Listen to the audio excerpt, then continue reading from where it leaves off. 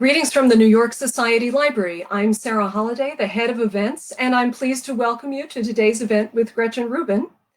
This webinar platform that you're on now is new to us, so just a quick word about how it works. Gretchen and I, but mostly Gretchen, are on stage, but we would love for you to interact and ask questions in the chat, which is probably to the right of your screen. Also, please let us know what you think about the platform. We'd be happy to have your feedback. I don't expect any technical issues, but if there are some, please bear with us as we expand our online programming. We're grateful to best-selling and beloved author Gretchen Rubin for being with us today. She's also, I might brag, one of the library's trustees. She's the author of the essential book, The Happiness Project, Happier at Home, and The Four Tendencies, among other titles, and the co-host of the Happier podcast. Links to buy Gretchen's books are available at the listing of this event on the library's website. Today, she's going to share some of her wisdom about being happier at home and as many of us transition back into normal after being quarantined at home. Do add your questions in the chat and she'll address them in a bit. Thank you so much. And now, Gretchen Rubin. Hello, everyone, and thank you so much, Sarah. No one is a bigger fan of the New York Society Library than I am, so it's a great honor and a pleasure to be here today. Before I launch into talking about how we can all be happier, I really do want to take a moment to acknowledge the protests of the past weeks on behalf of racial justice and in response to the death of George Floyd, Breonna Taylor, Ahmaud Arbery, and so many other things. This has been such a powerful and profound moment. I think it's leading to a lot of soul searching. I know I've been doing a lot of soul searching and asking, what am I doing in my everyday life to help my country live up to its most noble ideals? This is a question that we should be thinking about all the time, obviously. But I think now more than ever, it's something that's on our minds and is shaping our actions in the future. Now, at a time like this, it's easy to think, I ask myself this question all the time, is it selfish for me to think about my own happiness? Is it trivial? Is it self-centered for me to even be thinking in those terms?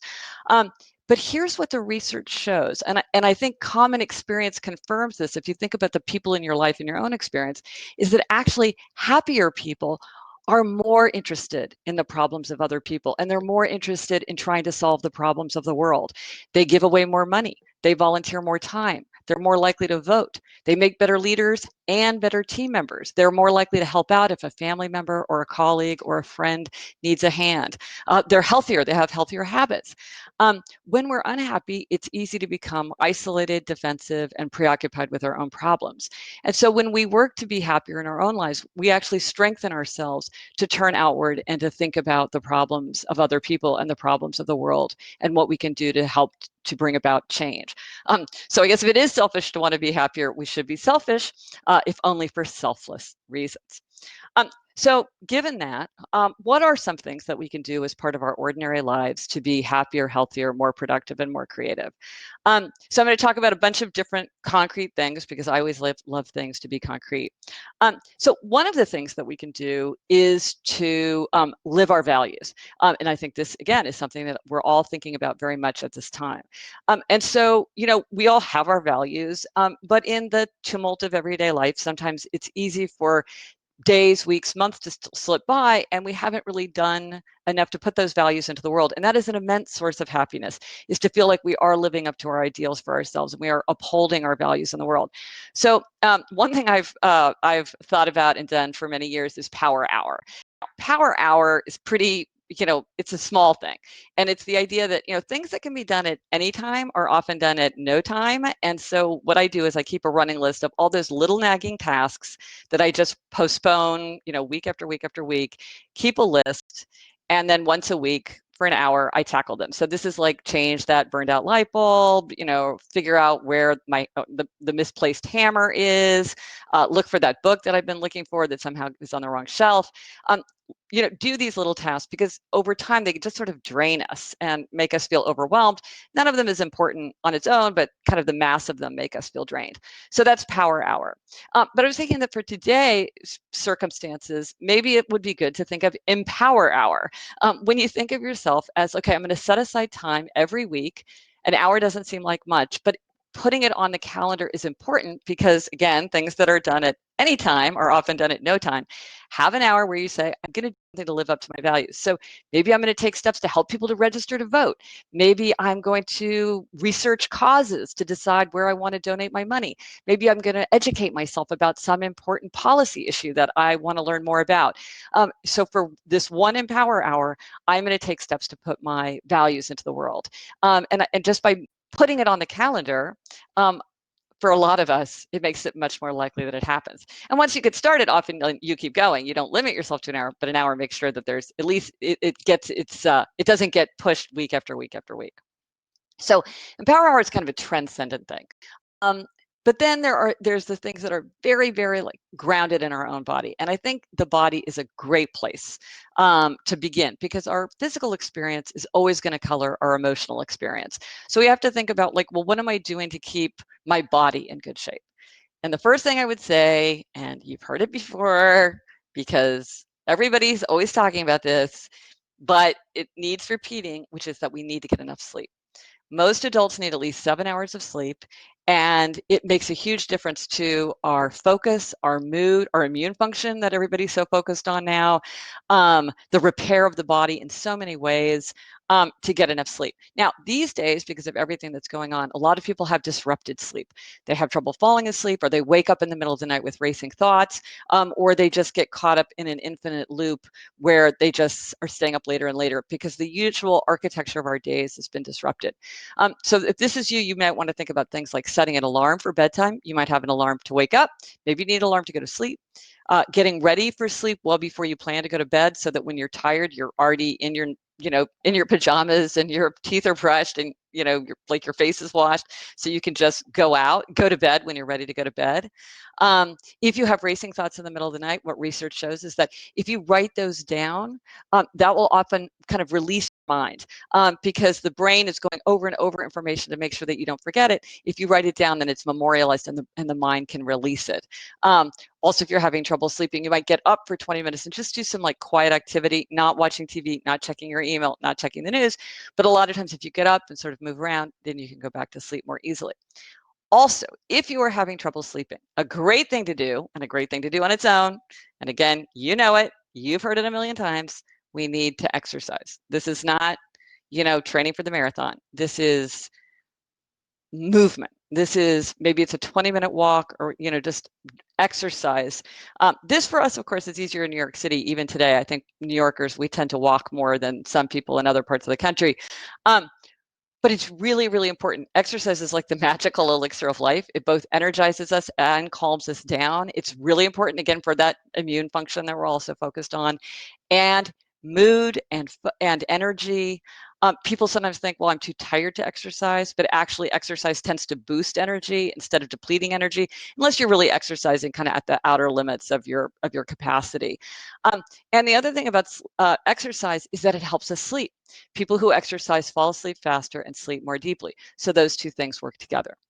Another thing, and this is in a book that I'm working on now, that I think is really great, is if you're feeling overwhelmed, if you're feeling, like you kind of are spinning out of control, it's great to just really say to yourself, okay, I'm going to get grounded in my body. Now, a lot of people get grounded in their body by focusing on their breath. But I don't know about you, but if I start thinking about my breath, I start feeling like I'm suffocating. It's like nothing interferes with my breathing more than focusing on my breath. But what I like is to tap into the sense of smell. So I really smell a bottle of vanilla. I really smell a grapefruit. I really smell fresh towels. And that makes me takes me in. You cannot bookmark a smell. You can't even keep experiencing it for more than just that fleeting moment. So it's something that really takes you into your body right now. Or your sense of touch. Maybe really sit down and experience the texture of a pillow or the texture of a plant leaf. There's something about really connecting with your body that I think can be very grounding and very comforting. Now, so there's the body, there's our values. Another way to think about happiness is, okay, well, what would you say the secret to happiness is? And a key, and maybe the key to happiness, and ancient philosophers and contemporary scientists would agree about this, is relationships. To be happy, we need to have enduring, intimate bonds. We need to feel like we belong. We need to be able to confide. we need to be able to get support, and just as important for happiness, we need to be able to give support. Again, this is the idea of putting your values into the world. Giving support to others makes us happier too. It's the whole do good, feel good. Now, some people criticize that because they think, well, it's not possible to be altruistic. But I'm like, this is one of the best things about human nature, that people feel happier when they're doing good for other people. So that's something to think about in our relationships. How can we do good for other people? Because that's going to make them feel happier. It's going to make us feel happier too. So some little concrete things you could do for your relationships. One is just to try to signal warmth. I think, and I see this in my neighborhood, and I imagine you do too, that I feel like people are really going out of their way to smile and to say hello. Now, of course, we can't see their smiles because they've got their masks on, but you can see people's faces change. You can tell that they're smiling. They're giving a little wave. To kind of create a greater sense of companionship and neighborliness in this time.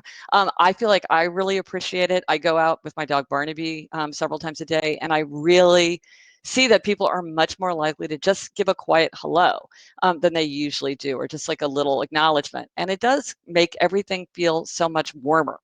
Another thing is, if you are safer at home with other people, a nice thing to do is to really acknowledge when people come and go. Maybe not from the room, but if somebody's like going out to walk the dog, or drop a letter in the mailbox or something, to really say hello and goodbye every time they come. Because sometimes when people come and go and no one even like looks up from their phone or their book to acknowledge it, it starts to feel like nobody really is paying attention to you. And so really acknowledging when people come and go is a great way to um, create a more tender and affectionate atmosphere. Um, and one thing, we need relationships, and everyone keeps saying like, this isn't, it's not social distancing, it's physical distancing. But physical distancing is hard. We're used to seeing other people. We're used to being in person. And I think we all need to be taking advantage of what technology can offer us. And I see many people doing it. And that's why something like this is a great thing, because we can't be in person, but we can connect this way. It's not the same as being in person. It's not as good as being in person, but maybe some people can join who wouldn't otherwise be able to join. And it's a way to feel connected. And I think what a lot of people are doing is they're really going out of their way to learn how to use new tools, to adapt to new tools. And then also what I see a lot of people doing is sort of looking out for the people maybe for whom this doesn't come easily, and making sure that they feel like they're being checked on, and that someone's looking out for them and making sure that they're pulled into a network of social connection and information. Because some people are kind of automatically networked up, and they're in a million group texts, and they're like part of this group, and then I've got 3 book clubs that are meeting by Zoom, but not everybody has that. And so I think it's great that people are really looking out for each other and making sure that everyone's getting pulled into this network.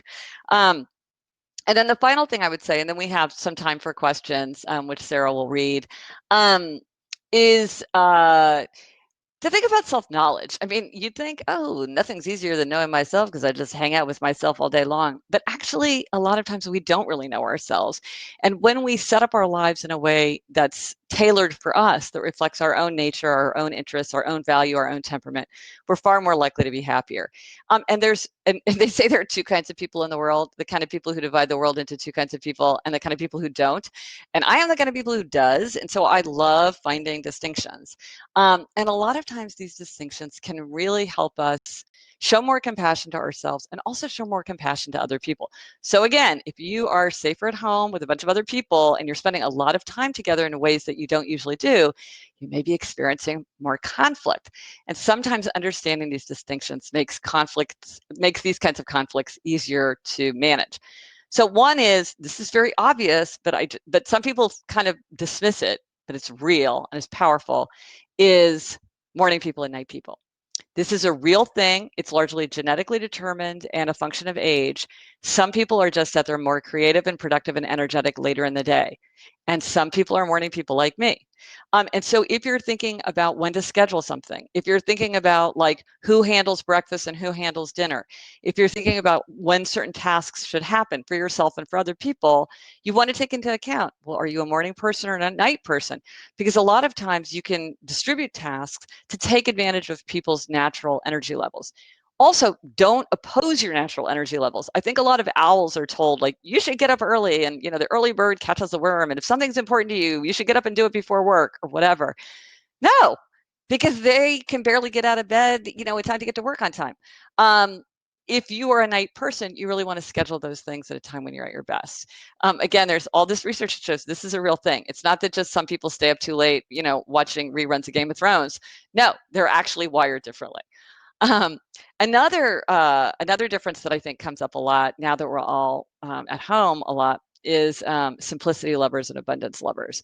So simplicity lovers are people like me. We like empty shelves and bare counters and not much on the walls and not much going on. One little vase with one little rosebud, simple.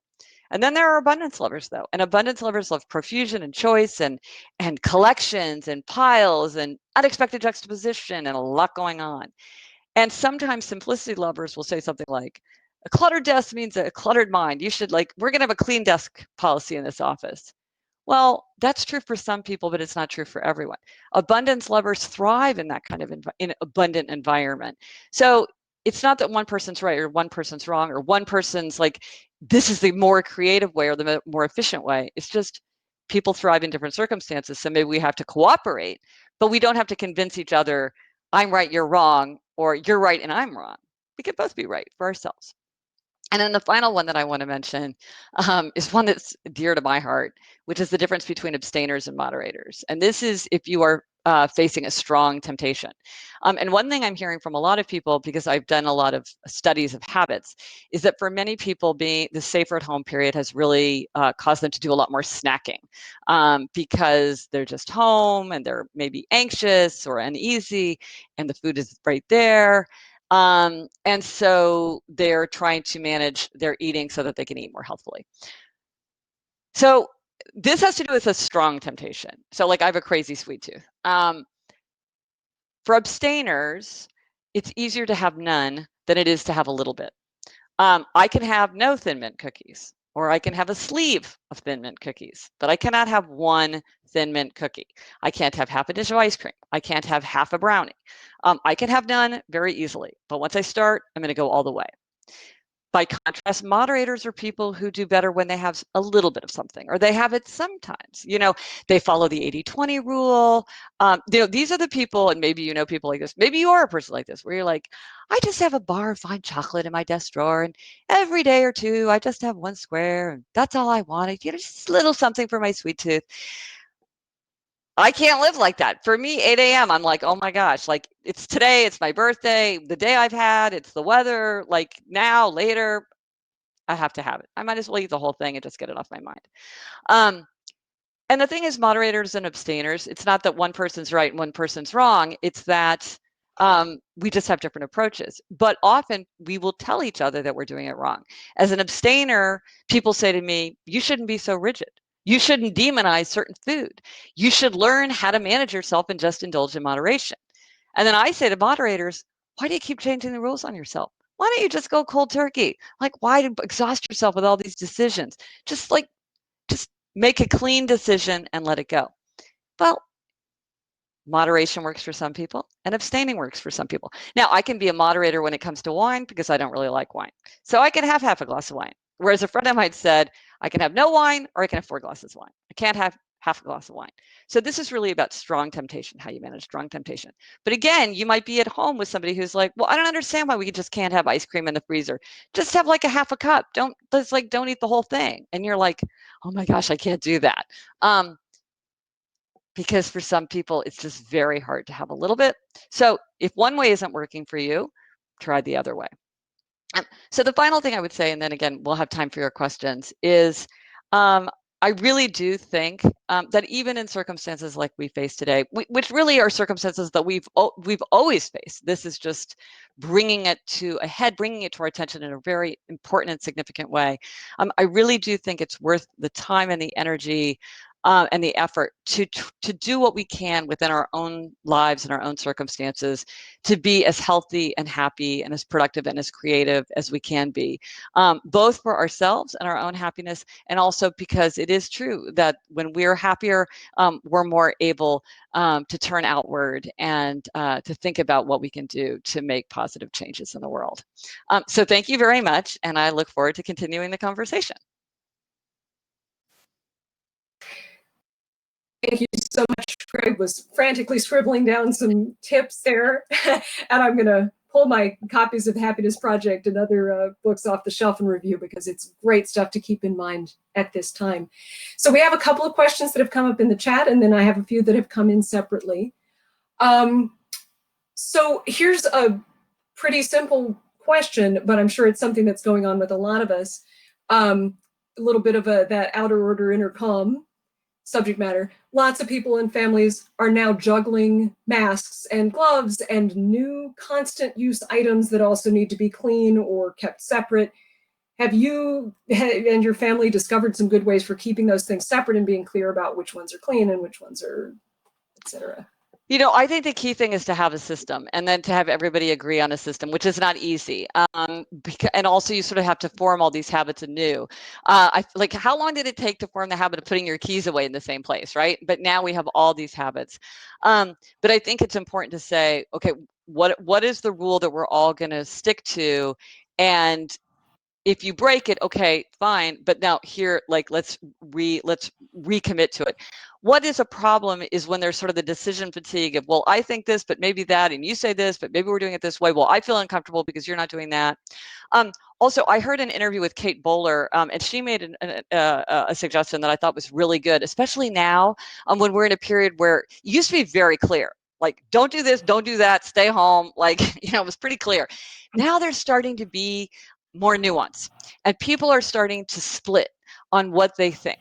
And that could be true in a household, and that's certainly true kind of in a city and across the country. So one thing you can do is to say, once a week, we will examine what does the research shows, what's the government guidelines, and we're going to decide what are our rules for this week. And then we're not going to question them until next week, because that decision fatigue of constantly, should I, shouldn't I, is this okay, is that okay, can I do this, can you do that, it's very draining. And so if you sort of say, okay, once a week, we're going to like look at it, because there's so much information. It's all changing so fast. You know, for a while it was like, don't bother with masks. Now it's like, don't go anywhere without a mask. It's like, okay, if we look at it once a week, we don't have to constantly juggle this, but we'll make a reasoned decision based on the best evidence that we have. And then we're going to let that guide our actions. And we're all going to agree what that looks like, because we're going to talk about it. Now, this is easier said than done, obviously, and it's probably going to get trickier going forward. But I think that's what helps, is to be very clear. That kind of clarity makes it easier to act. Excellent. So kind of jumping off of that, what silver linings have you found during this quarantine time? Could be grandiose or small scale. What positive things will you take away? Well, you know, that's a great question, because I think that's something that all of us are asking. Like, this is an experiment. It's not an experiment we would have chosen. It's not an experience we're happy about. And nevertheless, it's an opportunity to really learn and see, like, you know, what can we learn and gain from this? Now, I think I'm like many people, where I'm just like, I have a college-age daughter, and of course I was devastated that she had to come back and, like, you know, be away. But for me, it's been wonderful. My daughters both get along very well, and so it's just been wonderful to have this family time. We've been playing a board game called Ticket to Ride, which is kind of in my mind. Oh yeah, you thumbs up. All right. Usually I don't like games, and so for me, it's very exciting to have a game I like. And I think, you know, for the rest of our lives, it's like we will remember this period. It's because it's like Ticket to Ride. And so this family time has been great. And just like, you know, I haven't seen my husband this much ever. You know, also traveling. I love to travel, but in a way, it's also very draining. And so, like, I accidentally pulled up a boarding pass on my phone. Like, I hit some app. It's like, wow, it felt like something that I hadn't seen since high school. You know, I was like, wow, I forgot about travel size luggage and all that stuff. And I do feel like, I mean, we're all frustrated with video chat, and we want to get back to in real life. But it does seem like there's so many ways now that we can use technology in a way that we didn't realize. If you listen to Happier Podcast, my co-host is my sister Elizabeth, and she's a type 1 diabetic, and she lives in Los Angeles, where of course it's a nightmare to get anywhere. And she was saying that this is going to be huge for her because she and her doctor have realized, he always insisted that she come in person. And now they're realizing, well, she needs to come in like every third or fourth visit, but really it's not necessary. And and I've talked to people who are therapists who are realizing some people do better. Like they're less likely to cancel if they can do it this way because it's just so much logistically easier. So there's all these gains in, I think, the telemedicine. I'm wondering, I don't know if people have like teenage or young adult children, but all these kids getting more sleep. There's all this research about how children are sort of chronically underslept, and schools, speaking of morning people and night people, teenagers and young adults are very owlish in their, just like in their, it's just developmentally appropriate for them. It's like, I wonder if there's going to be, I'm sure there's people studying, are there cognitive gains that are being gained by children and teenagers who are sleeping more and probably sleeping more in accordance with what their natural rhythm would be. So again, it's nothing that we would have picked, but I think that we're going to learn a lot from this period because it's such a dramatic shift that it's going to make certain kinds of things very clear. Thank you very much. That is a lot of silver linings, actually. It's great. And as you say, we wouldn't have wished this on anyone, but embracing the positive aspects is worthwhile in itself. So this next question, I think, is a little bit in the same direction. How do you frame happiness when so many of the activities that have traditionally brought you happiness aren't available right now and may not be available in the near future? I mean, you talked a little bit about traveling. What are some other things that fall Well, in that category? that is a really, really important question. I think a lot of people are asking that. And like one of the things is the summer, right? I think for a lot of people, like the summer has all kinds of associations, and a lot of those things aren't going to happen. Like your children aren't going to be going to summer camp, and maybe you're not going to be taking the holiday that you've been looking forward to. And maybe you're not going to go to the beach the way you did. Or if you do go to the beach, it's not going to be the same beach. Or, you're going to do some kind of, I don't think the marathons go in the summer. I know nothing about sports, but the sports, all the things that for many people, going to the pool, many of these things are going to be disrupted. So I think the thing, and I've been trying to do this myself, is to sort of think like, well, what are sort of some of the essential things that would make it feel like the summer for me? And so to try to capture that. So maybe it's, walking in the park. And so you're like, well, I can walk in the park. Maybe it's, last summer I had my summer of Proust. Maybe you're like, okay, this summer I'm going to read all of Jane Austen or whatever. To give it kind of a summer feeling. And then like with things like getting together with friends, I mean, it's funny with Zoom because I think there was the Zoom rush to Zoom and then the Zoom fatigue. And now do people want to be on Zoom? Do they not want to be on Zoom? Are they sick of Zoom? It's like, everybody's in a different place. But to try to figure out ways to connect with people, even if you can't like go out for happy hour or meet for coffee or do whatever or even just something like running into people on the street, or you're doing drop off with your kids. And so you see those, it's just this easy, low touch way of staying connected to people. And then they're the people, I've talked to so many people who are like, I want to be alone in a crowd. I want to be in a crowded coffee shop on my laptop, or I want to be in the hornblower room. And no, I can't make a peep. I can't talk to anybody. I can't even bang on my keyboard, but I feel the quiet presence of other people and that kind of companionable thing. Just right before all this, well, in 2020, at the beginning of 2020, I decided to do an experiment where I would go to the Metropolitan Museum every single day of the year. And part of what I loved about it, I realized once I couldn't go, was just the quiet presence of other people. Just everybody minding their own business, but everybody kind of interested in the same thing. It was just like a quiet, peaceful, I mean, it's people from all over the world in this beautiful, cavernous space. And we miss that. And so, but again, maybe this will help sharpen our appreciation for things that we take for granted, because it's easy to say, oh, well, who wants to be on a crowded bus? But now I'm thinking, oh my gosh, I cannot wait to be on a crowded bus. I can't wait. I can't wait for that. I can't wait to I can't get a seat in the hornblower room, right? That's going to feel great. So part of it is to realize these things will come back in some way. And we can appreciate them all the more, and then try to figure out like how can we create the hack to replace it in the meantime. And just even thinking about the pleasant anticipation of some of those things that might not have been pleasantly anticipated before. Yeah, I mean, it would be a powerful tool right there. Thinking about what's essential for summer popsicles come to my mind. there you go. We had someone in the chat who mentioned, what about theater, opera, ballet, and symphony? I'm not sure if you mean places we can't be right now that you'd like to be. I would also mention, of course, that a lot of that is streaming now where it was not before, which is a different experience.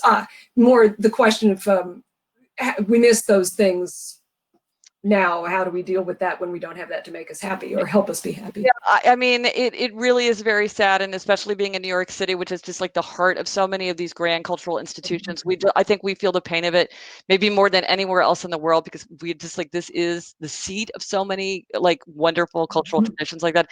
Just reading, there was a New York Times article, and somebody said, you cannot have grand opera without crowds. Like that is, you can't do it. It's not the same, and it isn't the same. And there are and all these institutions are like putting things online and making things available, but it's not the same, and they don't, it isn't the same.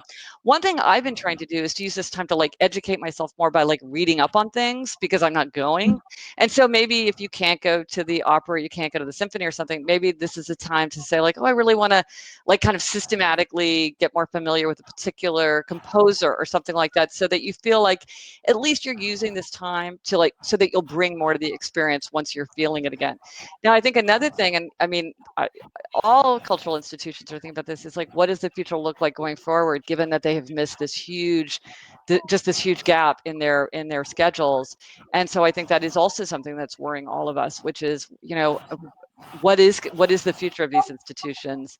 So that's another thing that's adding to the uncertainty of this time and kind of the uneasiness of this time, is how it's falling on individual people and businesses, and also on some of the great cultural institutions of the world. Yeah, very much so. Someone asks, do you have any specific ideas, or might say maybe a favorite idea, about how to best serve others during this time? They're trying to figure out how best to help. So that's a great question. I wrote a post about it on my website, GretchenRubin.com, where I talked about sort of like what I was doing, and which seems like very little. I mean, it's very hard to feel like you're that what you're doing is proportionate to what the immensity of the circumstances. But we have to begin by doing what we can do with our own lives. So just for what it's worth, what I did was I did some research, and we talked about it as a family about what organizations we wanted to donate to. Now, this is not so easy, because there's lots of organizations, and of course you want to make wise choices. And there are places like Charity Navigator and different ones that can help you choose wisely. And fortunately, right now there's been a ton of articles written looking at, if you're interested in bail reform, these are the organizations that are doing a great job. If you want to do something locally, this is the place if you want to like help Minneapolis or whatever, so that you can really kind of drill down on what's important to you and give wisely, because nobody wants to just and sadly there are people who take advantage of this and create where it's not a good use of your time and your money, and there's high.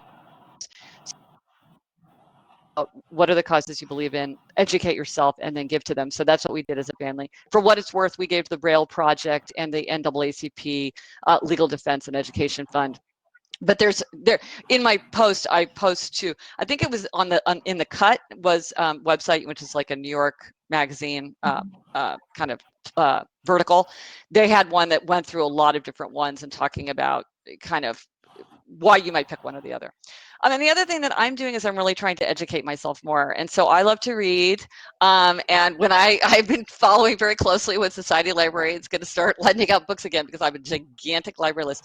And I've really decided that I am going to spend the summer, at least, really reading many more books about racial justice, racial inequality, the books by Black authors, and really, which I do all the time, like Nnedi Okorafor, like my sister and I have an Instagram live book club, and we had already picked it. Oh yeah, Sarah. She's right in your alley. Yeah, Nnedi Okorafor is like, yeah, we share that kind of science fiction fantasy thing. I know. So it's like, but to highlight that, to really like educate myself, learn more about what's going on, and also then, to shine a spotlight on people whose work I admire and that I think is really important. So that's something that I want to do. And it's interesting. There was a report that the top 10 audiobooks of the last week, top selling, were all books that were like anti-racist books. And I imagine, Sarah, it will be very interesting to see when the library opens, to see, I bet, like how long the wait lists are going to get for certain books that everyone's dying to read. And somebody was saying, like, they tried to order The Fire Next Time, which is one of James Baldwin's most famous books. And they were like, oh yeah, that's back ordered for months, which is good in a way, because it shows that many people are realizing, like, it's time to learn. It's time to really do that. And again, it feels like, oh, that's like not that much to do, but it is something that we can do with our own lives. And then I think from there, maybe see other possibilities of like where we would want to engage and get involved. Yeah, very much so. Yes, this is already showing in the library's, ebooks and holds and so forth as well. And we're very much hoping to encourage and build on that, and build further awareness and encourage reading in the subject. So You could do one of your little tables by the checkout when we counter. have the You do lobby like table back, National Poetry Month. absolutely. And, yeah. I look forward to the lobby table being back. I know, right? We all want the lobby table.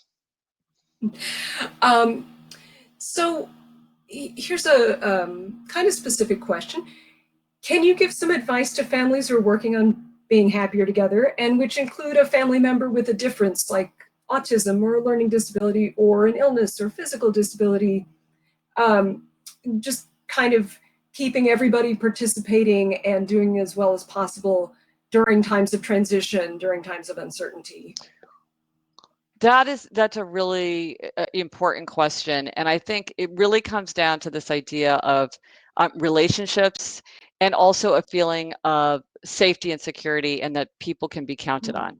I think that in the end, if you feel like someone loves you and you can count on that, it covers a lot of mistakes, and it covers a lot of losing your temper or things not going right. I heard a story, a friend of mine was telling me how, so she's working from home, and she's got an older child who, I forget what grade he's in, and then she has a younger child who has special needs. And so in the morning, she was spending much more time with her son who had special needs, because it was like hard to get on the Zoom and, all this stuff that everybody has to fuss with. But then at some point, when it was getting to be around lunchtime, she would text her older son and say, what do you want for lunch? Is there anything in particular you're in the mood for? And then she'd go fix lunch. And then when he was done with his class and they were all done, they'd eat lunch together. She didn't really think anything of it. It was one of those habits that you fall into by default. You don't even realize you're creating a habit, or that you're creating expectations in other people. It just like seems like the easy, obvious thing to do. And before you know it, you've got a habit. So one day she pulled a muscle in her back, and she said she was just in agony. She could hardly move. So she's there with her younger son. And then she's like, oh my gosh, okay, I'm just going to let them fend for themselves for lunch. Like, they're big enough, they can deal with it. Make a peanut butter sandwich. And, I just need to lie down. And her son was furious with her, and was like, I can't believe it. Like, I'm so hungry. There's no food. And I thought, oh my gosh, like, is she going to be angry with him? Is she going to be like, are you so spoiled? Are you so self-centered and so lazy that you cannot make yourself a peanut butter sandwich when I'm like in so much pain? But my friend was so much wiser, and she said, oh, I understand. It's like, it's these little gestures that make us feel cared for and taken care of. And he just needed to know that I was like, hey, honey, what do you want for lunch today? That's all he needed. And he counted on it. And I didn't even know he was counting on it. And I thought, that is just like, but in the end, it's like, it's fine, because now she gets it and he gets it, and because that love and that consistency is there. So I think that's what goes a long way, especially when there's so much uncertainty and anxiety in the world. And everybody can do that, seems to me. The little gestures, everybody in whatever situation in the family can do that. Yeah, to try to do that. Yeah. Good. Well, we're going to kind of move towards wrapping up. We've got a couple more questions. if that's good with you. Can you sneak us a little bit more information about the upcoming book about the senses? Yes, and if anybody has any suggestions, I love getting suggestions. So it's a book about how to get to the mind through the body, because a lot of times you can minister to the spirit through the body. And I'm one of these people who's just like constantly up in my head and very distracted. And so I really wanted to ground myself in my senses. So it's about the sense of smell, which I've been obsessed with for a long time, color and sight, which I love. Part of this is that I'm going to the Metropolitan Museum every day, and I'll be back there. I think July 15th is the day, pretty soon.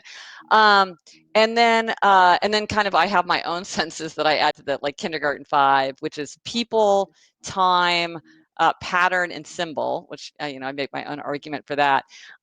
So it's really just an exploration. It's everything from like why ketchup is amazing. Like, don't even get me started about like why ketchup is amazing. And then things like the power of symbol to transform our experience. And I just love it because, especially in a time where it's easy to just kind of spin out, it just brings me back into my physical experience. And so it's a very great pleasure to work on that. And like every book that I write, I'm like, it's never going to be this good again. This is it. Like nothing's going to be as fascinating as this subject. And then I'm like, Yeah, no, this is good. So that's good. any resources that I like, the world is my research assistant. People are like, oh, there's a podcast episode about perfume, or there's this great book called The Secret Life of Color. Like, yes, Kesha St. Clair, it's my favorite book on color. Yeah, so I'm having a lot of fun Very with that. good. Yeah. Well, we're looking forward to that one a lot. Um, any quick or favorite tip about what to do when you feel blocked? Yes. Like you're trying to read something, or you're trying to write something, or you're trying to move on to the next big thing in life, even just ways to approach that. Well, there's sort of like the big and the small. So the big is a lot of times when people feel blocked, like if they say they have writer's block, or it's like I can meet like my promises to other people, but I'm having trouble keeping promises to myself. If it's that kind of frustration, or you feel like I have no time for self-care or my own priorities, then I always think that it's maybe as an issue of outer accountability. And so I have a whole personality framework that I won't take the time to explain now, called the 4 tendencies, which divides people into upholders, questioners, obligers, and rebels. And this is a particular issue for obligers, but anybody can experience this. But all I'll say is, if you want to learn more about it, you can take a quiz at quiz.gretchenrubin.com, and it will tell you what you are and give you a little report, kind of overview about how you might think about it. And then there's tons of resources on my site if you want to, if it rings true to you. If you're like, oh, when I was in high school, I was on the track team. I never missed track practice, so why can't I go running now? I'm like, okay, you're an obliger. Okay. So that can be a way that people will feel blocked or frustrated. But then there's another kind of thing, which I think is happening right now, which is where people just like, they can't get their head in the game. It's like, I just can't focus. So if you're getting to that where you feel like I can't transition from one part of life to another part of life, and I can't settle into something the way I once did, one thing you might think about is like transitional tasks. Because, just like we don't expect little kids to go from like playing Legos and to like lying in bed and going to sleep, they need transitions. We also need transitions. So a transition that I really like is just cleaning up, because I do outer order contributes to inner calm for me. So if you say, okay, I'm going to take 10 minutes and just like clean up my office, and like you just like create physical order, or maybe I'm going to go into the kitchen and just kind of put dishes in the dishwasher, that can be kind of settling. It can help kind of calm you to create that outer order. Also, if it's like hard to go from family life to work life, say, to maybe give yourself an intermediate task, like not to jump into something that's like very high and intellectually demanding, but to do something like maybe you read industry newsletters, or maybe you need to review something for typos, or something where it's related to work. So it's stepping you into that work part of your mind, but you're not asking yourself to like really focus, because I think right now, especially, people are finding it hard to switch, especially if you often use physical location as a way to create these boundaries. At work, I think about work. Then in my commute, I kind of have that buffer. And then at home, I think about home. Well, that's kind of been breaking down anyway because of technology and email and such. I mean, I think a lot of people miss the old buffers that we used to have, but now there is no buffer. And it can be really unsettling to be like doing a Zoom call and your like 3-year-old is wandering by. We're all used to it now. We all find it charming, but it's kind of unsettling, and it can mess with your head. So I'm a big fan of transitions. I think that can really help if people are finding it hard to sort of move forward. Excellent. I got one more question, and it's just a happy question, I think. One sees the phrase a lot, somebody's in their happy place, or they need to go to their happy place. And Yes. we like to think that that's libraries. Yes. Any thoughts about that phrase or about libraries, if you like? No, absolutely. And I think it's a great idea to have a happy place and to just be someplace where, if you go, you can count on it. I think for some people, it's like their favorite coffee shop where they love the music and they love the smell and they love the coffee. And definitely, I absolutely feel like libraries are my happy place. That's been true ever since I was little. I grew up in Kansas City, Missouri, and we had this cool library that had like very 70s, like this two-story glass tube with water bubbling in it. And it was like downstairs was the children, and then I remember when I used to go upstairs to the adult, and it was so exciting. In college and in law school, I spent hours and hours in the library. I met my husband. My husband had the Carol behind me in law school. That's how I met him. And then New York Society Library, it's like different moods. Like sometimes I like the little desk that's in the corner of the fiction section. I think it's the F's, right? I think I am sit right in front of Penelope Fitzgerald or something. And then there's the big room where you can work with everybody. And then, and then all those books, all that possibility. It's just really exciting. Yeah. So to me, there's nothing is happier than a library because it just holds so much promise. I like to just look at the titles. I will check out a book because I like the title or I like the cover. Sarah, what was the name? Was it Phyllis Rose who wrote the book where she just read one shelf of the book? Read one shelf. Yes, it's called The Shelf. It's a terrific read. It's really insightful. Yeah, where she's just like, I'm just going to read this one shelf and like see what it reveals. And I was like, oh my gosh, it sounds like so fun. Yes, and I know that the library needs our support. So everybody, we can't wait to get back there. So we got to make sure it stays strong. Thank you so much, Gretchen, for your words of support. But thank you so much for this really lovely event. I personally feel happier having been Good. here, and I hope others do too. But I think we're all taking away something large or small that we can do to improve life and the lives of others as well. So thank you so much. I'm going to close this down now, but everyone listening is welcome to email events@nysocialibe.org. Let us know your feedback on this event. Let us know what else you'd like to see in the future. Thank you so much. Bye, everyone.